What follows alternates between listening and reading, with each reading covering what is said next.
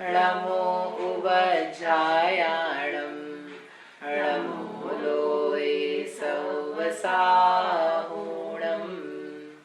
नमः श्रीवर्धमानाय निर्धूतकलिलात्मने सालोकानां त्रिलोकानां यद्विद्यादर्पणायते।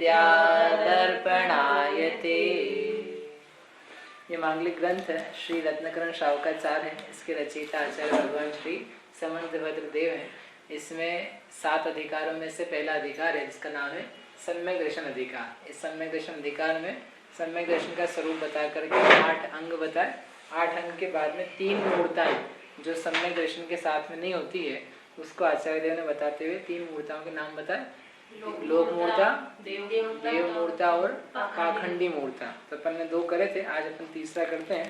24 नंबर का श्लोक है, यहाँ लिखा है, पढ़ता हूँ आधा फिर आप दोहराना। सग्रंथारंभ हिंसानां संसारावर्तवर्तिनां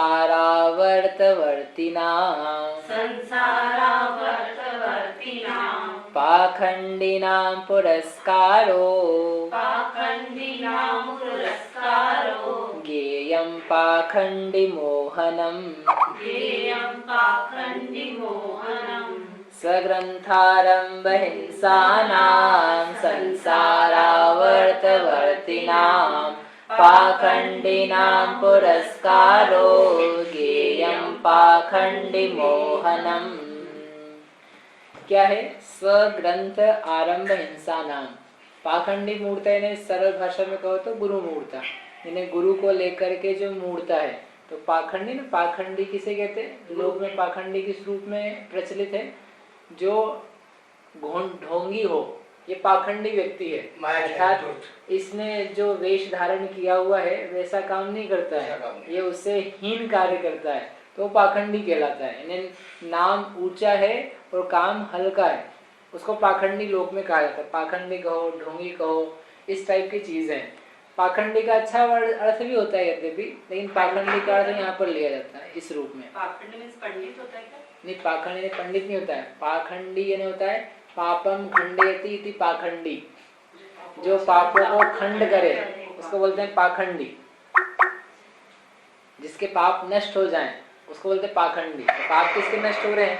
गुरु के पाप नष्ट हो रहे हैं तो गुरु के नाम पाखंडी है पॉजिटिव अर्थ में। लेकिन लोक में उस रूप में प्रचलित है कि पाखंडी नेगेटिव वर्ड है, तो उस रूप में देखो तो पाखंडी के संबंध में मूर्ता होना, कि जो पाखंडी लोग हैं उनको लेकर के अपन मूर्ख बने, उनको महान समझें, उनको कहते, उस भाव को कहते हैं पाखंडी मूर्ता।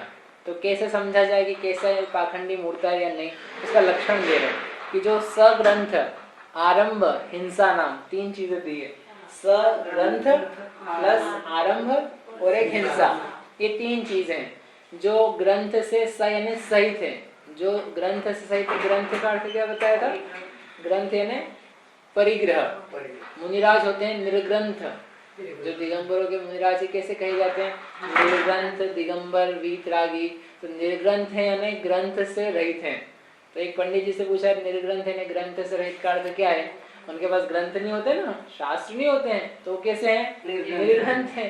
कि ये शास्त्र तो उनके पास हो सकता है कि हो, वो होते हुए भी निर्ग्रंथ है। कि ग्रंथ का अर्थ है परिग्रह, एक ही अर्थ नहीं होता एक शब्द का। ग्रंथ का अर्थ होता है ग्रंथि, ग्रंथि यानी गांठ। तो गांठ क्या करती है? बांधने का काम करती है। ऐसे ये सारा परिग्रह क्या करता है? बांधने का काम करता है। इसलिए परिग्रह का दूसरा नाम रखा ग्रंथ। और सग्रंथ यानी जो ग्रंथ से सहित यानी परिग्रह से सहित है, ऐसा कोई व्यक्ति है। फिर आरंभ, आरंभ यानी जो कार्य है नाना प्रकार के, कृषि का या व्यापार का अथवा घर गृहस्थी का जो कुछ कार्य है, उस कार्य से स यानी सहित है, यानी आरंभ से युक्त है। और हिंसा नाम यानी अनेक प्रकार की हिंसा के जो कार्य होते हैं लोक में, उन सब से युक्त है। ऐसा जो जीव है कैसा है वह? संसार आवर्तवर्ती नाम, संसार आवर्तवर्ती नाम। संसार की जो आवर्त है, आवर्त यानी भंवरा, भंवर होता है ना संसार का भंवर, जैसे नदी है, समुद्र है, नहीं प्रवृत्ति नहीं, संसार का भंवर यानी जैसे समुद्र है, समुद्र में एक भंवर बन जाती है तो उसमें जीव फंस जाए, नाव फंस जाए तो गोल गोल चक्कर चक्कर घूम करके उसमें डूब जाती है। ऐसे ये संसार का आवर्त यानी भंवर है जिसमें जीव घूम रहा है, चार गति का भंवर, चार गति में घूम घूम घूम घूम करके परेशान हो रहा है। जैसे संसार के आवर्त में वर्ती नाम यानी रहने वाला, उस आवर्त में फंसा हुआ यानी संसार की चार गतियों के चक्कर में जो अभी तक फंसा हुआ है। क्यों फंसा हुआ है? क्योंकि इन सब चीजों से युक्त है। ऐसा जो पाखंडी है यानी इस प्रकार का जो कोई व्यक्ति है जो स्वयं तो कैसा है, ग्रंथ से सहित आरंभ यानी कृषि आदि व्यापार से युक्त और हिंसा आदि कार्यों में लगा हुआ और अपने आप को संसार में डुबोता हुआ, ऐसा व्यक्ति फिर भी अपने आप को कैसा मानता है, मैं गुरु हूँ, मैं महंत हूँ, मुझे लोग पूजे, ऐसा व्यक्ति उसको कहेंगे पाखंडी। उस पाखंडी को जो पुरस्कार देता है, पुरस्कार देता है ना, सम्मान। पुरस्कार का अर्थ क्या होता है? पुरस्कार का अर्थ क्या होता है? सम्मान देना। सम्मान देना। अपन कहते हैं इसको पुरस्कार दिया, तो अपने भाषा में तो अपन ने इसको मतलब अच्छा माना, इस प्रकार से कहते हैं। शाब्दिक अर्थ देखें तो कुंभकार किसे कहते हैं? कुंभकार, हाँ, जो कुंभ है ने घड़ा, कार है ने बनाने वाला, कुंभकार ने घड़ा बनाने वाला। स्वर्णकार, चर्मकार, यानी जो वो काम करता है तो कार जो वर्ड है वो लगाया जाता है। ऐसे ही पुरस्कार, पुरस्कार यानी जो पुर करने वाला, और पुर का अर्थ होता है आगे, आगे करने वाला। पुरस्कार का अर्थ ही निकलता है जो आगे करता है। तो हम पुरस्कार देते हैं, क्या करते हैं? उसको बढ़ावा देते हैं कि भाई इसको प्रथम पुरस्कार, इसको द्वितीय पुरस्कार, तृतीय पुरस्कार, तो इसको अपन ने 50 बच्चों की इसमें आगे किया। ये पुरस्कार का शाब्दिक अर्थ है, जो आगे करता है। भले आप उसको एक पेंसिल दो, पेंसिल इज नॉट इम्पोर्टेंट, महत्वपूर्ण ये है कि आप उसको आगे कर रहे हो, इसलिए उसका नाम पुरस्कार है। कोई भी चीज हो, आठाने की चीज है तब भी पुरस्कार हो सकती है, क्योंकि पुरस्कार में आगे किया जा रहा है, उसको भी फीलिंग ये बन रही है कि आगे किया जा रहा है, ये पुरस्कार हुआ। तो ऐसे जो पाखंडी है उसको पुरस्कार करना यानी आगे करना, उसको महत्व देना, उसकी बातों का सम्मान करना, उसको अच्छा मानना, उसका लोक में बढ़ावा करना, प्रशंसा करना, सही मानना, ये सब क्या है? ज्ञेयम, जानो। ऐसे क्या जानो? पाखंडी मोहनम, यानी पाखंडी के संबंध में मोह बना हुआ है, अर्थात पाखंडी मूर्ता है। सरल शब्दों में गुरु मूर्ता है कि जो गुरु तो नहीं है परंतु गुरु के जैसा लोक में प्रचलित हो रहा है और उसको अपन स्वयं गुरु मान करके उसको पुरस्कार कर रहे हैं, पुरस्कृत कर रहे हैं, आगे कर रहे हैं, महान समझ रहे हैं, उसके रास्ते पे चलना चाहते हैं अथवा उसकी बातों को अच्छा मानते हैं, सही मानते हैं, तो वो सारा का सारा किस में गया? तो पाखंडी मोहनम, पाखंडी मूर्ता है। तो कैसे समझ में आएगा कि हमको है कि नहीं है? कि देख लो अपन किसको गुरु मान रहे हैं। जिसको गुरु मान रहे हैं, क्या वह सग्रंथ है, क्या वह आरंभ से युक्त है, क्या हिंसा से युक्त है, क्या संसार के आवर्त के जो कार्य हैं उनमें लगा हुआ है कि उससे निकल रहा है? यदि ये कोई बात है और अपन उसको गुरु के रूप में स्वीकार करते हैं तो इसका मतलब पाखंडी मोहनम यानी पाखंडी मूर्ता चालू है। तो इसको मूर्ता में क्यों लिया? पहले भी तो कह चुके थे थोड़ा अमूढ़ दृष्टि वगैरह में कि ये तो क्या है, अमूढ़ दृष्टि में तो बस प्रशंसा वगैरह या मन वचन काय से थोड़ा सा अपन ने उसके लिए बात कही थी, हाथ हिलाया था, सिर हिलाया था, इतना सा काम किया था मूढ़ दृष्टि में। लेकिन इसमें तो सामने के सामने दिख रहा है कि व्यक्ति खुद ही संसार में डूब रहा है, खुद ही रुपये पैसे के लालच में लोगों से धन आदि की याचना कर रहा है। तो ये मुझे कैसे धन आदि की याचना से बचा दे? ये खुद ही नरक आदि गतियों में जाने वाला है, तो मुझे नरक आदि गतियों से कैसे बचाएगा? इसके खुद की मायाचारी चल रही है, बाहर कुछ चल रहा है, अंदर कुछ चल रहा है। बाहर धनवानों को देख करके उनसे धन ऐंठने के लिए अलग अलग प्रकार के शब्द कहता है कि मुझे धन नहीं चाहिए, रुपये का तो हम हाथ भी नहीं लगाते हैं। कोई रुपया देने लग जाए तो नहीं, लोग पैसे का हाथ नहीं लगाते हैं, तो आदमी उठाने लग जाए कि नहीं इसका मतलब आप यहाँ रख दो, हमने हाथ लगाने बाद चेले उठा लेंगे। तो अंदर कुछ बाहर कुछ प्रवृत्ति है कि लोगों के ऊपर इम्प्रेशन पड़े, ऐसे अलग अलग प्रकार के कुछ तो भी काम करता रहे। जैसे ही आज एक आए, कोई किसी को कोई बात नहीं मान रहा था उस सिंहस्थ में, तो बोले कि हम तो मर रहे हैं, हम जा रहे हैं समाधि लेने। तो कोई जा रहे क्या समाधि लेने? एक हाथ सिर पे आने लगे तो समझ में आ जाए सब कि क्या होती समाधि। जय अपन तो अजैन अभी जिनकी बात कर रहे हैं उनको सुन लो। जैन मुनि का क्या कर रहे हैं हमको पता नहीं, वहाँ पे क्या कर रहे हैं, अपने जैनत्व का प्रचार कर रहे हैं तो बहुत बढ़िया बात है। मंदिर में भी पेशवाई निकलने वाली है। क्या निकलने वाली? पेशवाई। पेशवाई क्या होती है? जुलूस, शक्ति प्रदर्शन। अच्छा अच्छा, पता नहीं क्या क्या होता है। अपने तो कहने का ये यहाँ पे प्रयोजन है कि जो इस प्रकार के हैं, संसार के आवर्त में घूम रहे हैं, यदि कोई ये नहीं अपने को समझ में आया कि संसार के आवर्त में ये है कि निकले हुए ये तो सब त्यागी लोग हैं, तो ये चीजें देख लेना। ग्रंथ सही थे क्या, परिग्रह सही थे क्या? क्योंकि 10वें 9वें श्लोक में अपन ने देखा था विषयाशावशाती तो निरारंभो परिग्रह, जो निरारंभ हो और अपरिग्रही हो, और ये कैसे हैं? आरंभी और परिग्रही। वहां जो लक्षण दिए थे उससे विपरीत लक्षण है इसमें। इनके पास तो लाखों रुपए का धन है, तो लाखों रुपए का धन और फिर भी साधु, तो कितने आश्चर्य की बात है। चलो जैन के साधु जैसे साधु नहीं होते, लेकिन साधु यानी कम से कम रुपए पैसे का त्याग होता है ना, सोने चांदी का, कपड़े पहनने पड़ते, तुमको समझ में आता कि कपड़े पहनना आपकी परंपरा में, लेकिन धन भी रखो, लाखों करोड़ों की प्रॉपर्टी हो, फिर भी साधु नाम कहा हो, तो साधु किस काम की? और फिर भी ऐसे लोगों के चक्कर में जीव फंसे और समझे कि हम संसार से निकल रहे हैं, तो इसका मतलब कितनी बड़ी मूर्खता वाली बात है। इसके दिमाग में जो ज्ञान है वो ज्ञान कितना विपरीत काम कर रहा है, इसलिए इसका नाम दिया मूढ़ता में। तो बाल तप में तप स्वर्ग का कारण बताते हैं ना। हाँ, तो जो ये पाखंडी है तो उनके पास में बाल तप भी रहता है और इतना परिग्रह भी रहता है, तो परिग्रह तो नरक का कारण है और बाल तप स्वर्ग का कारण है, तो फिर जीव कहाँ जाता होगा? दोनों। इनका प्रश्न है कि बाल तप से लोगों को स्वर्ग मिलता है ऐसा कहते हैं, और जो परिग्रह है उससे नरक मिलता है। तो थोड़े बहुत परिग्रह से नरक नहीं मिलता है, बहुत आराम, बहुत परिग्रह, बहुत आराम यानी जितना, यदि उसके बाल तप से ज्यादा परिग्रह की मात्रा है तो वो नरक आदि या तिरंज गति का पात्र बनेगा, और बाल तप की अपेक्षा उसका धन संचय और आरंभ पंचाग्नि तप वगैरह कम है, तो उसको क्या होगा? उसको स्वर्ग की प्राप्ति होगी। दोनों में जो जिसकी ज्यादा होगी। और ऐसे ही नहीं कि स्वर्ग और नरक ही जाएगा, बीच के भी स्थिति है ना, मनुष्य में भी जाएगा। बाल तप वाले सब कर करके स्वर्ग ही जाते हैं ऐसा कोई नियम नहीं है। उस समय मनुष्य आयु बंधे उसके परिणामों के अनुसार, तो मनुष्य में भी जाए, तिरंज में भी जाए, भोग भूमि का तिरंज बन जाए, तिरंज भी बनना हो, उसके पुण्य ज्यादा हो तो भोग भूमि में जाके पैदा हो जाए, तो वो तो अलग अलग जीवों के वेरिएशन ऐसे बन जाएंगे। ठीक है, तो इस प्रकार से जो ग्रंथ से सहित हो, ये बहुत मोटी पहचान है। जहाँ कोई ग्रंथ से युक्त दिखे और अपने आप को साधु कहलवाए, तो क्या समझ लेना कि ये साधु कहलाने लायक नहीं है। ये साधु तो कैसे होने चाहिए? निरारंभी और अपरिग्रही। परिग्रह तो अपने को समझ में आता है, अंतरंग भले नहीं आए, बाहरी परिग्रह तो सबको एकदम आंखों के सामने दिखता है। मतलब रुपया, पैसा, घड़ी, अंगूठी, चेन, माला, कपड़े, रेशमी वस्त्र, पैरों की जड़ाऊ खटाऊ गाड़ी, ये सब चीजें मतलब आंखों के सामने दिखती है, और जिनके पास नहीं होना चाहिए उनके पास हो तो और एकदम फटाफट खटकने लगती है कि ये इनके पास कैसे नहीं होनी चाहिए।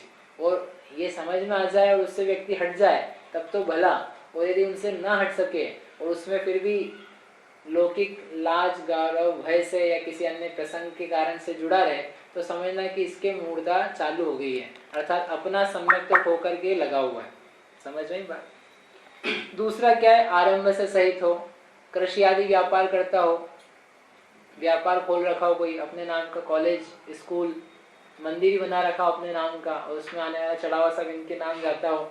ऐसे बहुत सारे लोग पता नहीं क्या क्या काम चला करते हैं, नाम मिलेंगे सब बढ़िया बढ़िया। हम तो हॉस्पिटल चला रहे हैं, हॉस्पिटल में कैसा चैरिटेबल हॉस्पिटल है, बिल्कुल लो क्या होता है, उसको कम दामों पे इलाज होता है, और चला क्या रहे हैं? अस्पताल चला रहे हैं, और हैं कौन?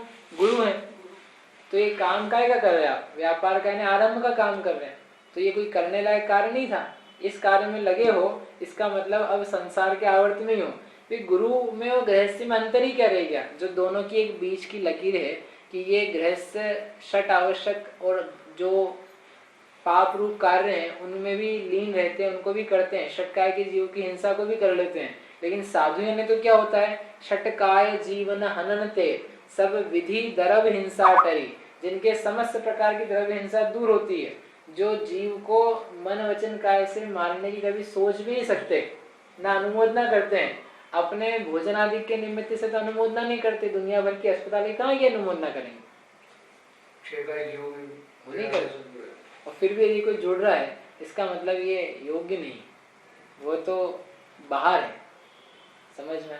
और हिंसा करे, 6 काय के जीवों की हिंसा में प्रवृत्त हो गए, उसके रूप बताए, कैसे जीवों का घात हो गए, कैसे खेतीबाड़ी की जाए, कैसे नया नया आविष्कार किया जाए, इस प्रकार के कार्यों में लीन हो, विवाह आदि कार्यों को कराए, विवाह कराए, जन्मदिन कराए, वो पता नहीं कौन कौन से काम हो सकते हैं लोक में, वो कराए। एक पत्रिका आई तो पत्रिका में लिखा था कि अमुक महाराज के आशीर्वाद से इनका विवाह हो रहा है, तो आप सभी लोग पधारें, महाराज जी पधारेंगे। नहीं, कैसे लोग हैं, कुछ तो भी छाप देते हैं, तो महाराज ने तो कुछ नहीं कहा होगा, ये अपने मन से, यानी कितना गलत मानते हैं महाराज को कि महाराज के आशीर्वाद से तो शादी हो रही है, महाराज। हाँ, तो अवर्णवादी तो है, और क्या कर रहे हैं, महाराज जैसे है नहीं, उससे विपरीत बता रहे हैं। शादी की पत्रिका, ये सब काम नहीं महाराज के। शादी की पत्रिका देखना, कुंडली देखना, लोग के ज्योतिषी बताते फिरना, कोई सामान्य लोग लिखते हैं भगवान की असीम कृपा से, कोई भव्य जीव हो उसका ऐसे ही बता दें, किसी को ज्ञान हो कि नहीं इसके निमित्त से बढ़िया हो जाएगा, तो वो कोई कदाचित बात है। ये तो रोज की रोज धंधा लेकर के बैठ जाए, तो ये तो फिर संसार के आवर्त में, जैसे ज्योतिषी की दुकान है वैसे इसकी है, वो पैसे लेता है और ये सपना फैला रहे हैं कि लोग जुड़े रहेंगे, लोगों से काम निकलता रहेगा, हमारे पास आते रहेंगे, व्यवस्था बनी रहेगी। तो उसको धन से वो भी यही करना चाहता है, और अपन बिना धन के वैसा यदि करना चाहते हैं, तो अंतर क्या निकला, दोनों के प्रयोजन में मूल तो बात संसार ही रही ना, संसार से निकलने की बात कहाँ हुई, समझ में आए।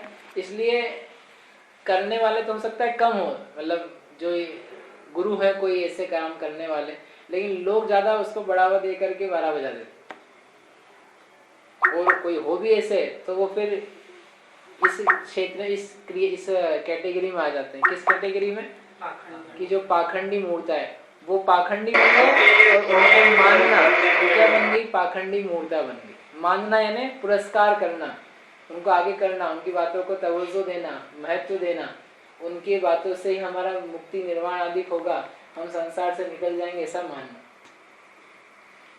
जीव कहीं ना कहीं फंसी जाता है गलत चक्कर में, देव मूर्ता में कहीं, और नहीं तो लोक मूर्ता तो घर घर में ऐसी घुसी हुई है, जरा जरा सी बातों में तो लोक मूर्ता आ जाती है। और फिर नहीं तो थोड़ा सा बचने का चांस मिले गुरु के माध्यम से, तो उसमें भी ले दे करके, जिससे थोड़ा सा लाभ हो जाए ना जिसको, तो वो उसका हमेशा हमेशा के लिए भक्त हो जाता है। यानी किसी महाराज के पास गए, कोई साधु के पास गए, जैन अजैन किसी के पास, तो उनसे कहा महाराज बहुत दुखी है, कुछ बताओ। तो उन्होंने कहा कि ये नारियल लो, अपने घर की दक्षिण दिशा में रख देना, इसमें ला के रख दिया, और भाग्य से अगले दिन इसको कुछ फायदा हो गया।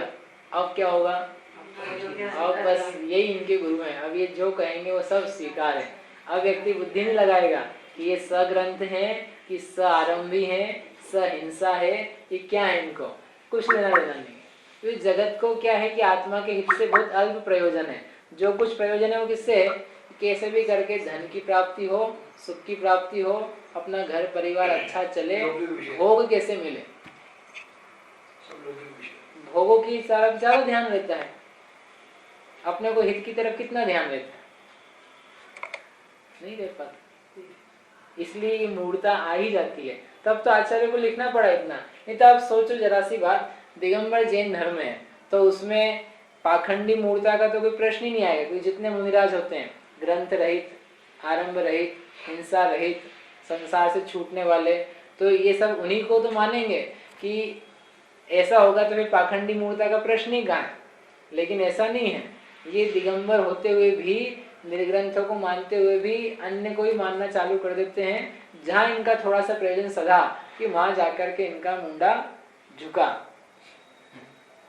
सिर झुकाना यानी बहुत बड़ा अपराध है, सही जगह झुकाना ये बहुत बड़ा पुरस्कार है, और गलत जगह झुकाना ये बहुत बड़ा दंड है।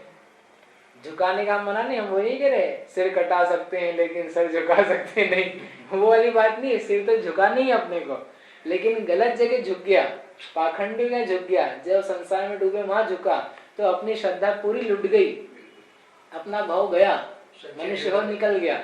और यदि सही जगह झुका अनंत भगवान के सामने निर्ग्रंथ वीतरागी भव से निकलने वाले तारने वाले मुनिराज के निकट, तो अपना भव सुधरेगा, अपना संसार निकलेगा। इसलिए पहचान तो अपने को करने की आवश्यकता है कि ये सही है कि गलत है, डुबोने वाले की तारने वाले। नाव में बैठे कभी? नाव में बैठे कि नहीं? तो पत्थर की नाव में बिठा दे एक बार आपको। पत्थर की नाव में बैठे कि लकड़ी की नाव में बैठे? पत्थर की नाव में बिठा देंगे एक बार तो यहाँ बचोगे नहीं। पत्थर की नाव, पत्थर को पानी में डालो तो क्या होता है? अच्छा, प्लास्टिक को डालो तो? प्लास्टिक को डालेंगे पानी पे तो क्या होगा? मग्गा है, मग्गा घर में, उसको पानी पे डालो बाल्टी में तो अंदर डूब जाएगा कि ऊपर ऊपर रहेगा? ऊपर रहेगा। और लकड़ी को डालो तो वो भी ऊपर रहेगी। यानी पत्थर की कोई चीज होगी तो पानी में डूब जाती है। तो पत्थर की नाव होगी तो पानी में डूबेगी कि पानी पे तैरेगी? डूब जाएगी। और लकड़ी की होगी तो चलेगी उसके ऊपर, डूबेगी नहीं। तो अपन यदि पत्थर की नाव में बैठ जाओ तो क्या होगा? अपना अपन डूब जाएंगे। और लकड़ी की नाव में बैठेंगे तो तैर जाएंगे।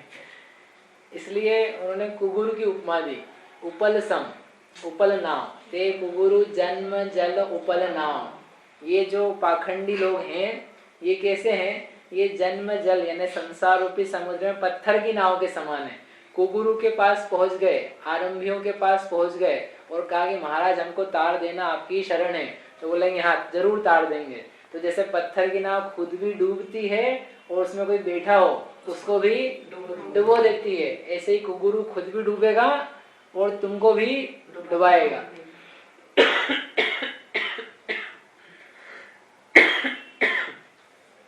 इसलिए ऐसे कुगुरु का श्रद्धान नहीं करना।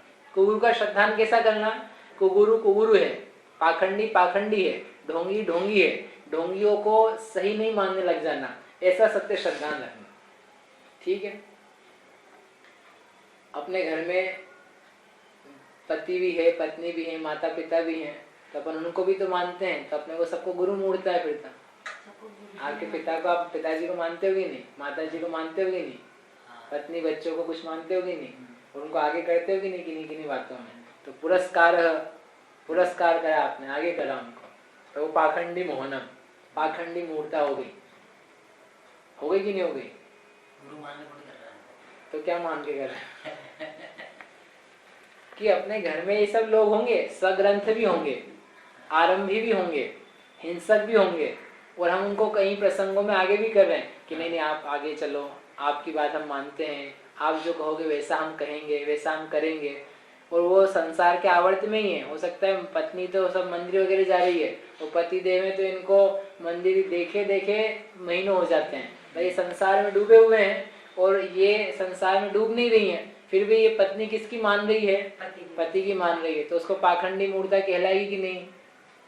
नहीं कहलाएगी। तो मान तो रही पति की, गुरु मानती कि मान रही है, लेकिन वो सामाजिक व्यवस्था है, वो कोई गुरु नहीं मान रही उसको कि ये हमारे गुरु हैं, संसार समुद्र से तारने वाले हैं। जान रही है संसार समुद्र में डुबाने वाले इनके संग में रहे ज्यादा दिन तो पता नहीं अपना क्या होगा। इसलिए आप तिरो चाहे नहीं तिरो, अपन तो तेर ही लो। तब तो वो धर्म कार्य में लगी हुई अपने आत्मा के हित में। नहीं तो ऐसी पति के लिए भी समझ लेना, कोई पति ऐसे होते हैं जो लगे हुए हैं, पत्नियां नहीं लगी हुई है, वो कहीं किटी पार्टी में और ये मंदिर में चलता है। कहने का आशय यह है कि घर में रहने वाले लोग हों तो वे विपरीत प्रवृत्ति के हो सकते हैं, लेकिन उनका संग करना या उनके साथ में रहना या उनकी बात मानना, उसमें पाखंडी मूर्ता नहीं होती है। पाखंडी मूर्ता में इसलिए वर्ड क्या है? गुरु मूर्ता। उनको गुरु मानना कि ये हमारे गुरु हैं, इनकी बात मान करके हम संसार से निकलेंगे, हमारा उद्धार हो जाएगा, कल्याण हो जाएगा, हमारा पापों से छुटकारा होगा, पुण्य बढ़ेगा। इस प्रकार की भावनाएं जहाँ रहती है वहाँ पाखंडी मूर्ता हो। ऐसी पाखंडी मूर्ता अपने नहीं होवे, ऐसा जानना। और कैसे समझना पाखंडी मूर्ता को? जिसका रसना इंद्री के विषयों में लोलुपता हो, खाने पीने में लोलुपता हो, धन में लोलुपता हो, पंखे में, हवा में, ठंडी गर्मी से बचने में, इन सब में जिसको लोलुपता हो, जिसका विषय बनता हो, व्यापार आदि करने में इसका नाम चित्त लगता हो, लोग से मिलने में, प्रशंसा प्राप्त करने में, अपना नाम फैलाने में, स्वयं की कीर्ति में, इन सब प्रकार के जो भाव है ना विपरीत सांसार वाले, वो सब भाव जिसके बने रहते हैं उन सब में पाखंडी मूर्त है, यानी वो पाखंडी है और उनको मानना वो सब पाखंडी मूर्त है। तो इसमें दिगंबर आएंगे कि श्वेतांबर आएंगे कि अजैन आएंगे, किनको लेंगे इसमें? जो सिद्धांत से सही था, दिगंबर मुनिराजों को नहीं लेंगे, श्वेतांबर को ले लेंगे और अपन बाकी अजैन को ले लेंगे, ठीक है ना?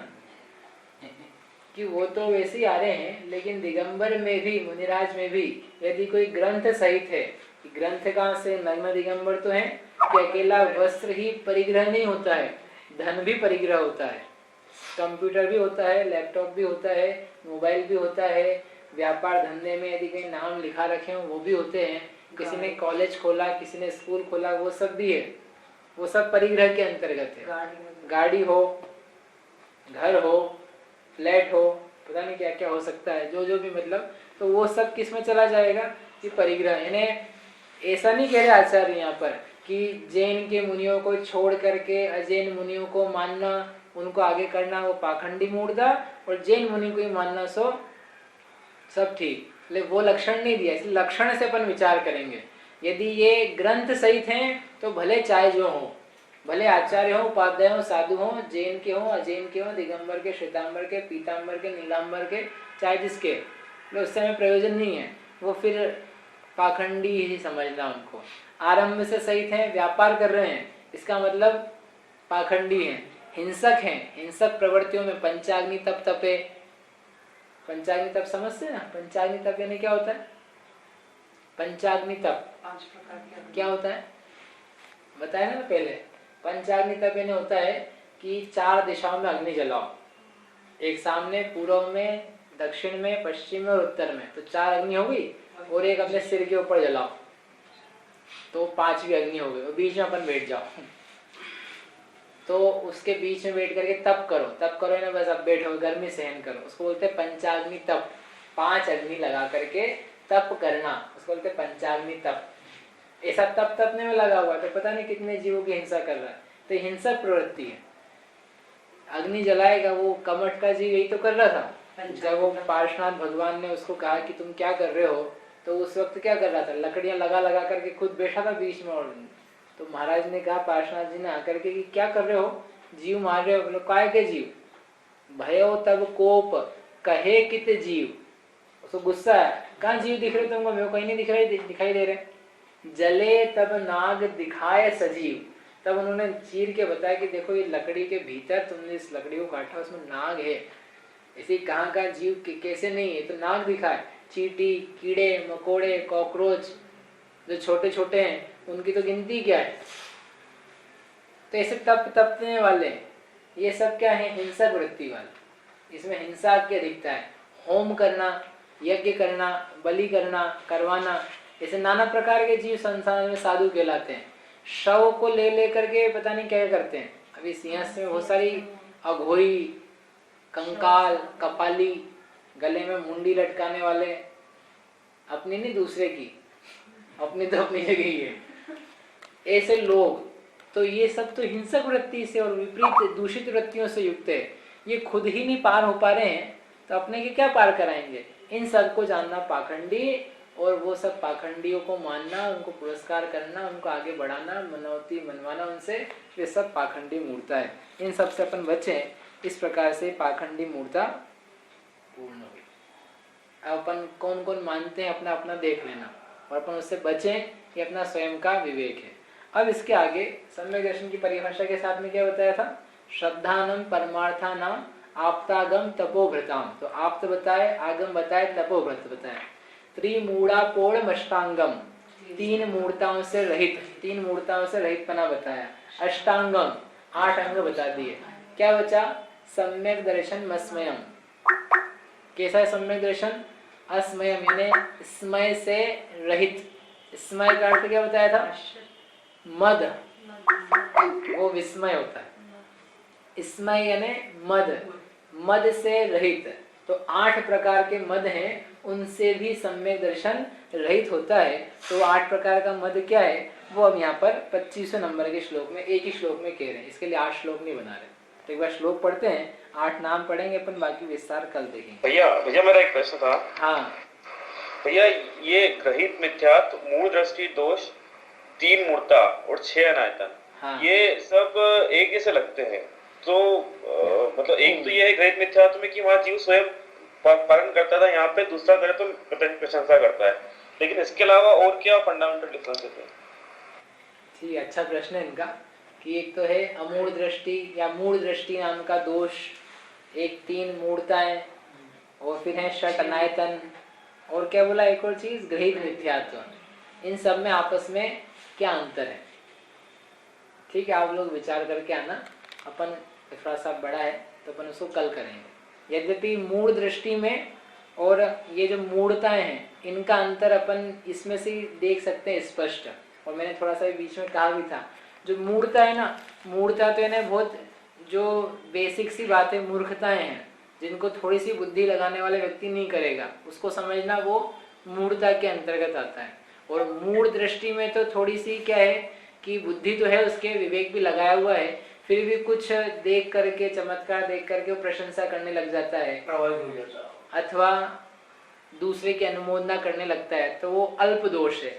मूढ़ता बड़ा दोष है क्योंकि उसमें विवेक लगभग खोया हुआ है, और मूढ़ दृष्टि में दोष है वो अल्प दोष है। उसमें बुद्धि तो बनी हुई है, फिर भी मन वचन काय से थोड़ी प्रशंसा अन्य जो दुख का मार्ग है उसकी की गई है, ऐसा है।